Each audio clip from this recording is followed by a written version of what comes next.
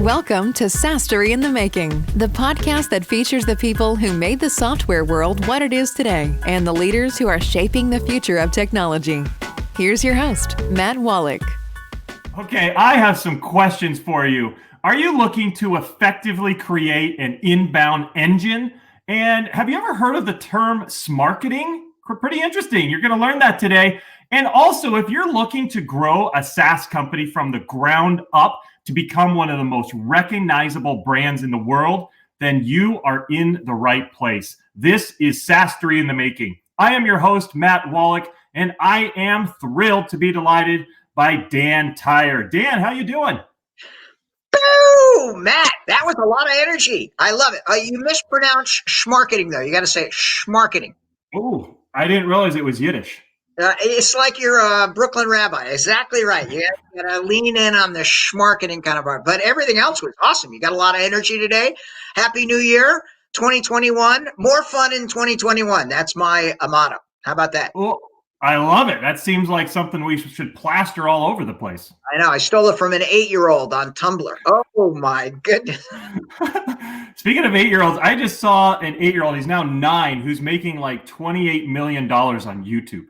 Yeah, I don't believe that. But like everybody says, like, why don't you just be an Instagram influencer? Or why don't you just jump on YouTube and you have 1 million people? Now, if Not that easy. Unusual talent, maybe that's one thing. And YouTube is the most watched social media on the planet. So there's the potential. But I think that's like a slight minority of people who are actually like paying their bills that way. Yeah, I agree. Instead of 1 in a million, I think that's a 1 in a billion. Yeah, it definitely happens. And it's kind of interesting that you get that kind of view and perspective, right? We live in 2021 is going to be an awesome year, right? We live in the future. It's amazing. You're an Arizona guy. Have you ever been in a driverless Uber? I have not, but my friends have. I've seen them. No. You got to go. You got to go to Waymo right now. And you got to order a driverless Uber, right? Because it's insane, right? You stand there on the side of the road, they come on, and there's no one in the car. There used to be 2 safety drivers.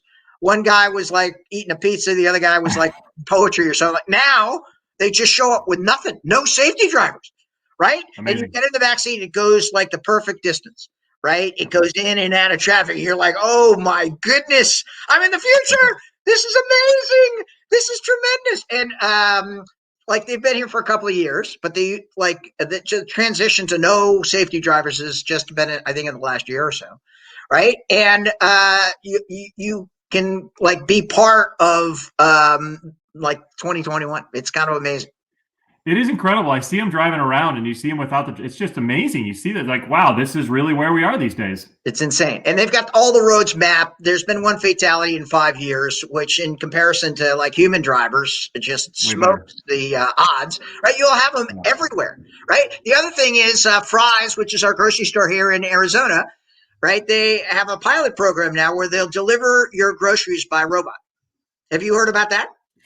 I heard it was coming. I didn't know it's real. And I go to Fry's, so maybe I should be doing that. I think they're just doing it here at North Scottsdale, right? But I'm a big Fry's guy, 64th and Greenway. Give my friends at Fry's a call out. My wife's kind of a Trader Joe's person, but like I started in Arizona with my Fry's. I'm never leaving.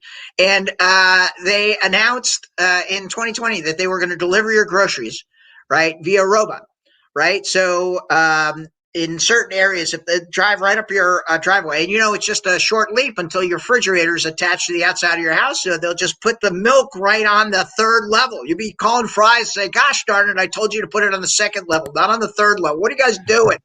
And they'll be like, oh, the robot screwed up. And then you'll be like, oh my goodness, 2023, it's going to be amazing. We live in the future. It's quite extraordinary. It's really incredible. I heard about the Amazon drones. So same deal, I guess. Yeah. Turns out Amazon stock over 3,000. I know why. My son is on a first name basis with Jeff Bezos. He orders everything. He walks through the house. He's like, oh, we need that. Boom. Puts a button. Like 2 hours later, right? The outside of my house looks like there's always 12 packages there. The UPS man knocked on the door the other day because he didn't deliver any packages. He wanted to make sure everybody was all right. And then I find out at the end of the holiday season that Amazon card is my card, right? My kid's walking through buying sponges and like socks and stuff like that, and now I'm paying for it. I'm like, oh my goodness, man, this is the future. I don't like this future, but like that's the way it works.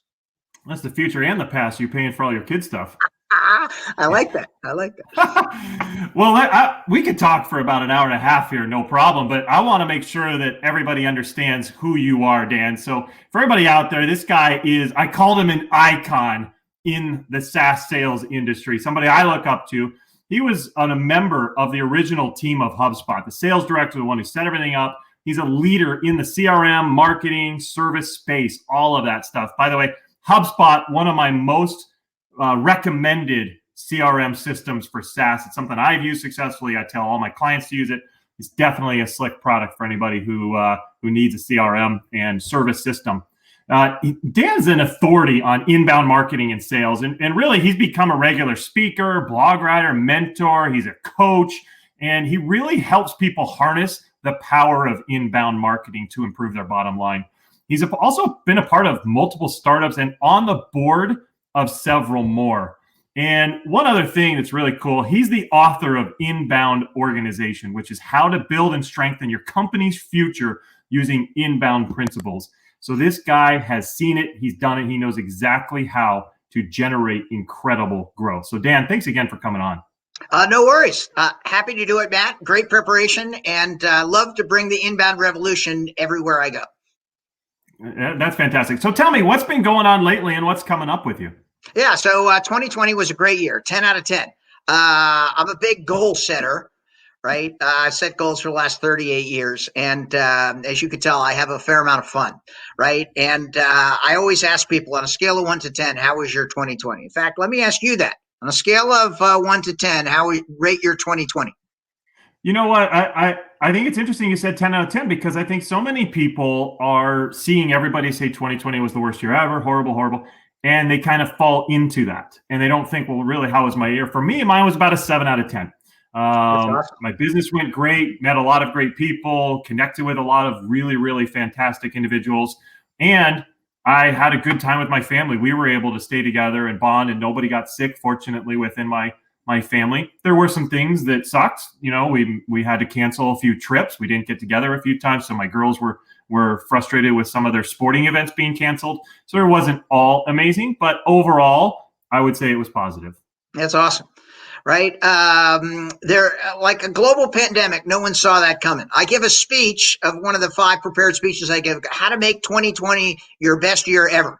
And I gave it 5 times across the United States in January and February. And then on March 11th, I'm like, it's going to be a harder speech to give for the rest of the year. I ended up doing 85 presentations globally, all over the world. Wow. Mexico City, Amsterdam, Toronto, did 3 programs for entrepreneurs in India. Just unbelievable, super fun.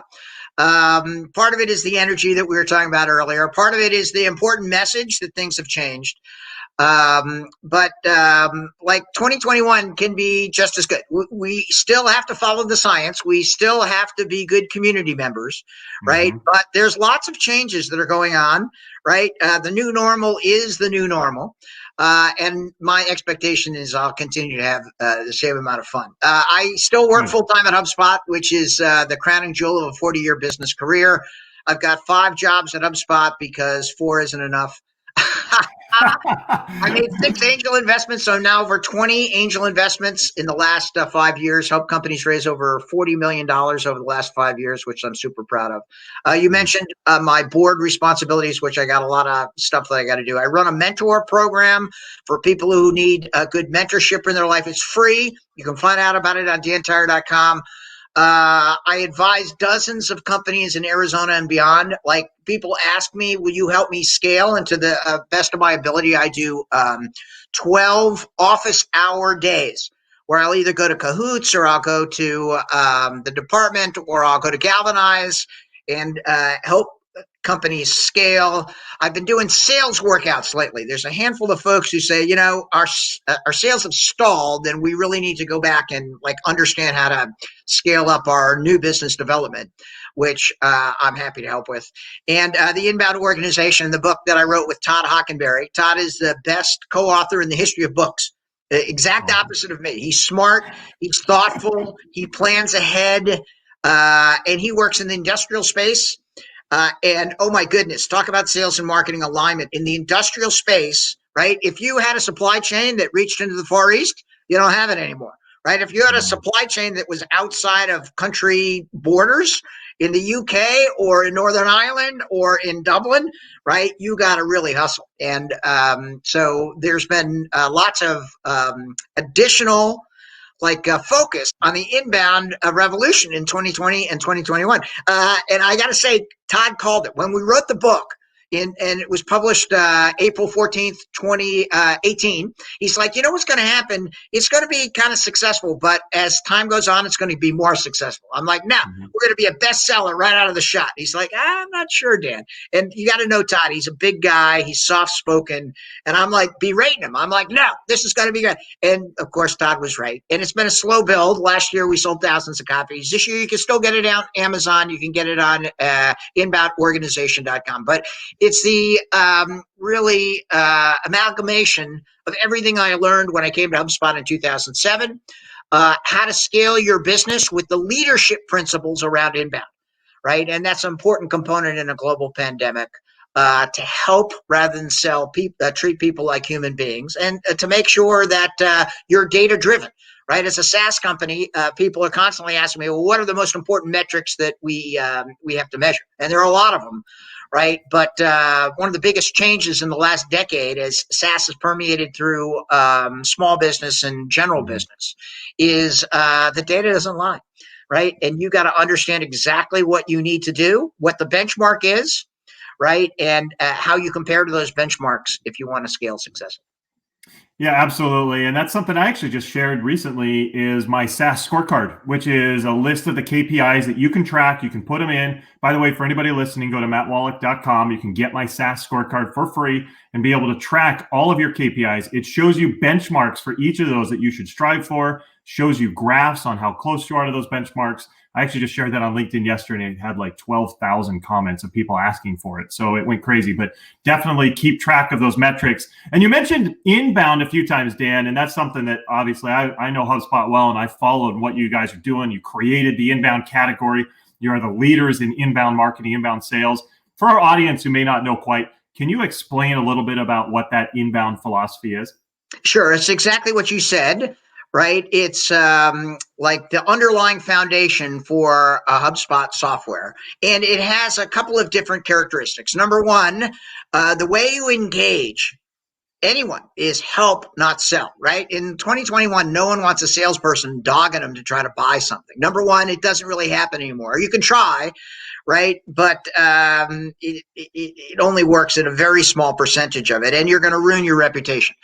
When HubSpot started with marketing software in the infancy of the company, I always thought, as the first salesperson for HubSpot, that it had more to do with the sales function than it had to do with marketing, right? And inbound from a marketing perspective is that you trick out your website so that you give lots of free stuff. So people find you on social media and or search. They see that you're aligned with what problem they're looking to solve. They convert either via a call to action or a landing page or an email or something like that. And then you provide them information to try to nurture them until they're ready for a salesperson. And then the salesperson engages with an inbound philosophy so that there's alignment between the client or the prospect and the customer, right? And in 2014, my boss at HubSpot, Mark Roberge. Have you ever interviewed Mark Roberge? No. Okay. He was our vice president of sales for the first 7 years of HubSpot. Brought us from zero to $100 million in 7 years, right? And now he's entrepreneur in residence at Harvard Business School and runs a venture fund called Stage 2 Capital with JPO. And like in 2000, I guess it was 12, they're like, okay, this does have a significant impact on sales. Why don't you write the inbound sales methodology? So he's got a book called The Sales Acceleration Formula that explains how we did it at HubSpot. There's a book that I wrote the foreword for called Inbound Selling, right, by Brian Signorelli, a executive at HubSpot, that explains the sales motion. right? But it has the characteristics of the way most people want to engage with a new customer. Number one, always human. That means you can't buy a list. That means you can't send me a non-customized email. That means you can't cold call me and tell me the stupid stuff that you want to tell me. It means you got to do your research, right? And the first step in the inbound sales process is you identify, right, your best fit customers. So you get your ideal customer profile and you work out through your personas. Right, just a shout out to free content from HubSpot. We have a guide to help you identify your ideal customer profile. We have a guide for personas called Make My Persona. Right, you just go there and you put in the characteristics of the people that you sell to, and it will help you create an avatar that will allow you to better understand who you're selling to, like Banker Ben, or Retail Rita, or Dr. Danny or whatever. And so helping rather than selling, right, is the basis of the inbound process. You start with a very, very focused ideal customer profile and personas. And a lot of entrepreneurs like kind of fight back against that. And you can be opportunistic. You still got to hit your number. But at the very least, you've got to understand where you add the most value, right? In the old days, like 2017, you could sell to every right? And there's been a huge difference, right? In 2017, you got a niche. Yeah, we do B2B, right? No one wants to hear B2B now. They don't identify with B2B. It doesn't really resonate with them. If they're industrial or manufacturing, now people want to like work with somebody who's an expert in manufacturing in Arizona, with companies that have at least $3 million of revenue, $30 million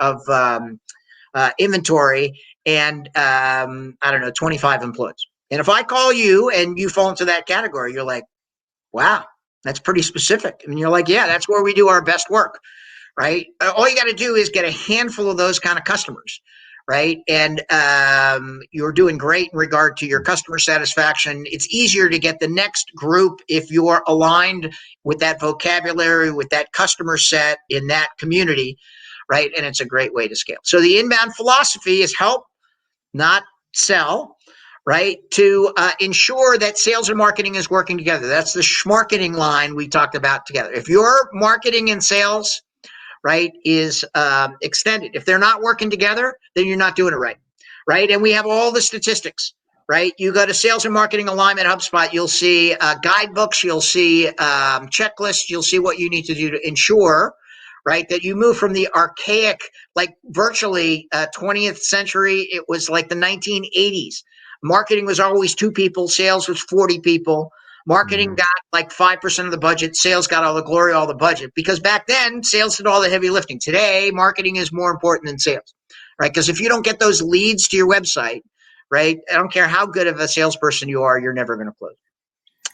Yeah, I think it's so important. I love Smarketing because it's so important for them to be totally aligned. Too many times I've seen companies where marketing is just trying to get leads and they're just getting leads, but the problem is the leads quality is really, really poor. So sales can't close anything, or sales isn't really working on the leads that marketing has gotten them. So really what we're seeing is sales and marketing not aligned. So it's getting both of those teams to be in alignment, focusing on the same goal, pushing the flywheel the same way so that you can accomplish the goals that are the best for the company.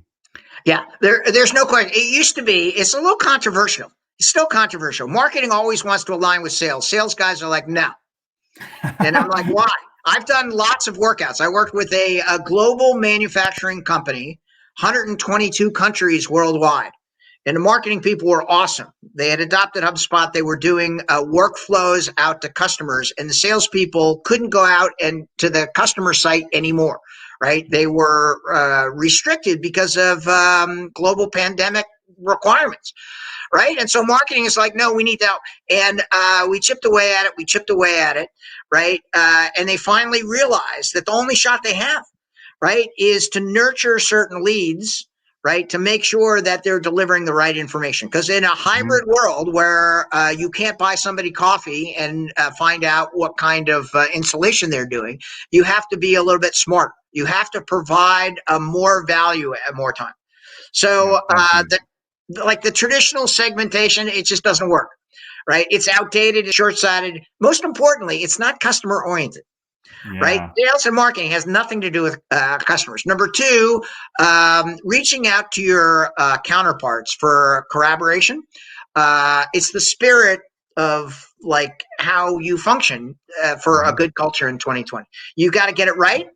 Especially in a global pandemic, you got to make sure you have a common vocabulary. You were making fun of the leads, right? Which you're 100% right, right? Marketing says the salespeople don't follow up on the leads. The salespeople say these leads are horrible, right? Because they don't really have the distinction of a lead versus a MQL, that's a marketing qualified lead, or a sales qualified lead. That's somebody who specifically requests a sales consultation or has converted a certain number of time on the website. And all of that is available in the public domain. HubSpot will teach you how to do it at no charge.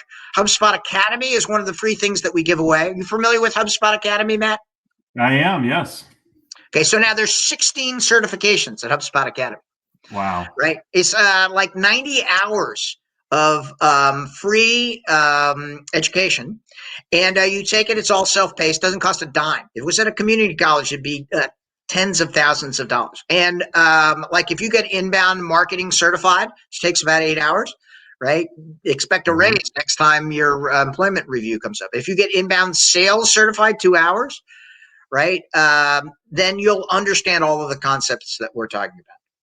Right. I think it's beautiful. And what you guys do at HubSpot with your education is unbelievable. I mean, so it used to be in the old days that you thought, let's not educate the buyers. We just want them thinking about us and focusing on our product. And really, there was a study actually that came out from MIT Sloan in 2008, right around when HubSpot started, just after HubSpot started, that said and proved that educating the buyers actually delivers better sales. And you guys are leading the forefront. The amount of education that HubSpot provides is unbelievable. Well, number one, it's the right thing to do, right? The more educated you give to anybody, the better off they're going to be. Number two, people really appreciate it, right? We like to get people excited about our brand and about the value that we provide, right? Number three, that's helping without selling, right? If you decide to purchase software somewhere down the line, the smarter you are, the better it is. So that's an excellent example. And it's not just HubSpot Academy, virtually everyone. This podcast, right? This is all about SaaS metrics and helping understand how to run your SaaS company better, right? So there's lots of opportunity for everybody, right, to offer things. And that's the new normal, right? That's the way things are going to change. People are going to say, no, use the free stuff, build trust. Right? If you find value in our niche, if you think that we're the right type of company that can provide value. And the reason why that makes so much sense in 2021 is you don't have a choice, right? In the old days, right, you could sell to everybody because if I sold to somebody and it didn't work, guy called my boss called me in. He's like, Tyre, don't do that anymore. And I'm like, shrugged my shoulders and went out and did whatever the heck I wanted. Right? In 2021, if you, it used to be buyer beware. Now it's seller beware. If I sell HubSpot to the wrong person, right? What's going to happen if it doesn't work out right? Not good at all. They go rant and rave to everybody, post it all over the place. They're on Twitter. Tyre doesn't know what he's talking about. Don't use HubSpot for industrial companies. Oh my goodness, HubSpot doesn't work. And so now in an open environment where everybody has the ability to weigh in, right? You got to be very, very careful. In the book, chapter 23, one of my counterparts at HubSpot, David Winehouse, right, refused to sell to a customer. Right. And it's a pretty interesting thing because it's hard for salespeople to do if it's not in the niche. We always tell them to be opportunistic. But remember, right, you have to judge the relationship not by the sale, but by the value that's created over the first year. Right. And that's usually in the SaaS world rolls into the retention level. So it's the easy part is actually buying it. Right. The hard part is making sure that they're engaged and it works.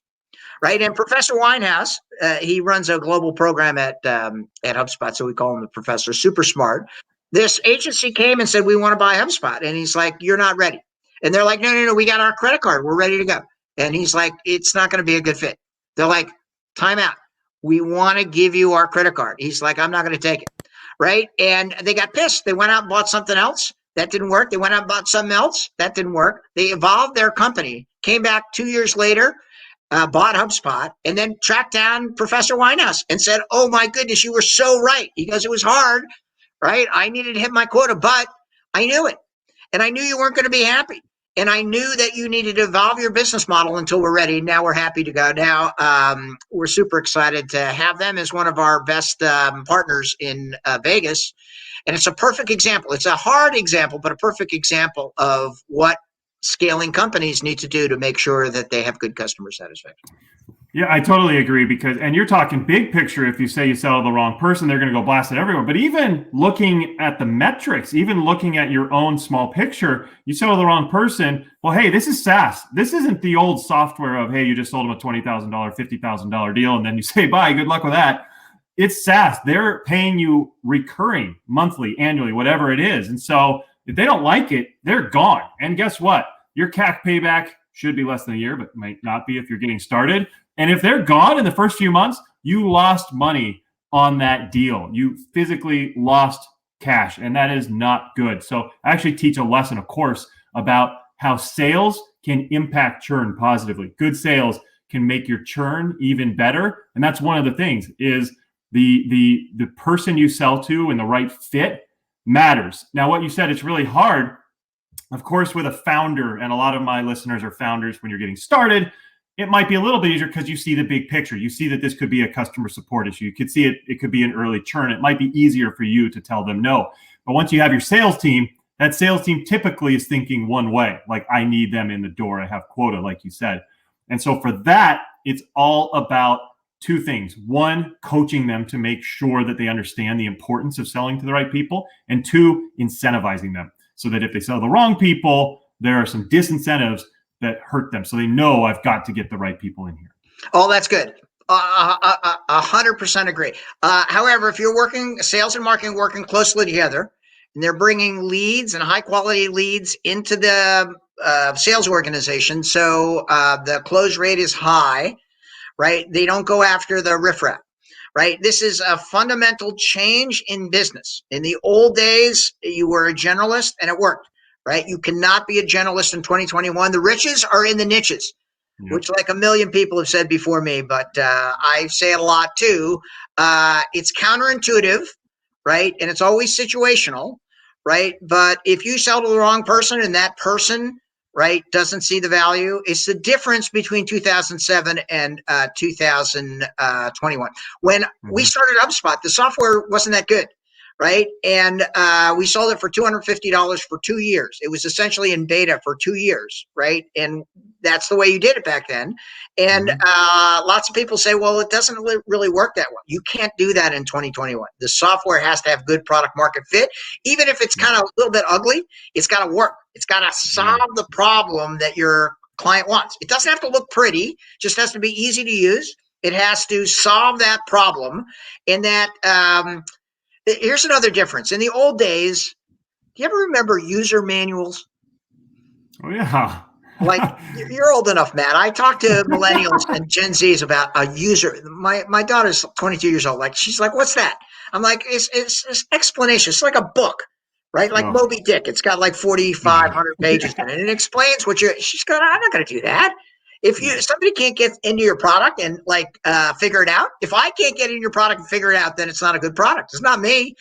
I'm college educated. I can click around like a Gen Z person, right? It's just not intuitive. And if it's not intuitive, right, then you either got to explain to me how you're going to improve it, or it's not going to be a good fit. And that's why your third hire, this is a little controversial as well. It used to be your third hire was me. You had your two co-founders and then a development guy, an outside guy, and then a salesperson. Now it's a customer satisfaction person, right? It's a customer retention person, right? Because everybody who buys, right, and you asked in the briefing, what are your best strategies? The first best strategy is always to sell to friends and family, right? Because they'll cut you a little bit of break, right? And if you're an entrepreneur and you're not going to friends and family, you're not doing it right.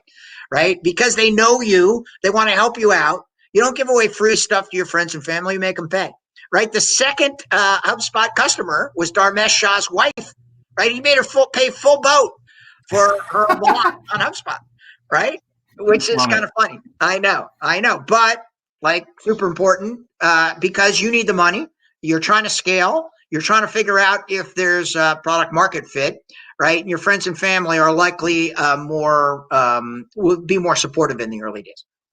Yeah, and I want to touch on, we're running out of time, but I want to ask you, because we have a lot of early stage founders, early stage leaders listening to this. So you helped HubSpot grow from basically nothing to something that's quite extraordinary.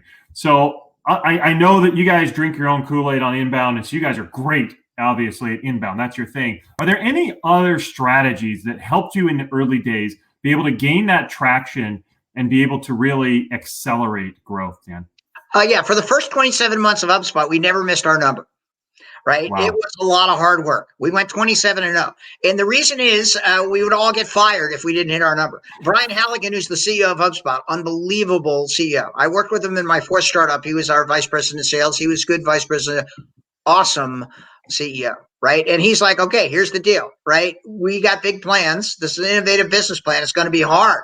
He told me it's going to be really, really, no one's ever heard of inbound, right? So we're going to have to outwork it, right? And I get a lot of the accolades, but it's really Mark and Heidi Carlson was awesome running half the company back then. Pete Caputa, who now is the CEO of DataBox. Katie Young Mack, who's now the senior vice president, runs global partners. Morgan Jacobson does the enablement for everybody. Kathleen Fisher's been there for 15 years. Dharmesh and Brian, right? All of those. There were two parts. Number one, it's a new business model. We're going to, anything that Oracle would do, we do the opposite.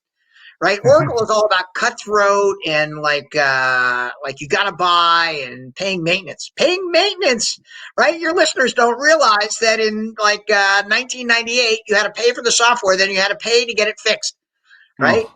I know. That was standard operating procedure for multiple billions of dollars, right? And everybody hated Larry Ellison, and he grew a great company, right? But as soon as there are other alternatives, you want to get away from that type of model because it doesn't make sense for everybody. The SaaS revolution. More customer-focused alternatives.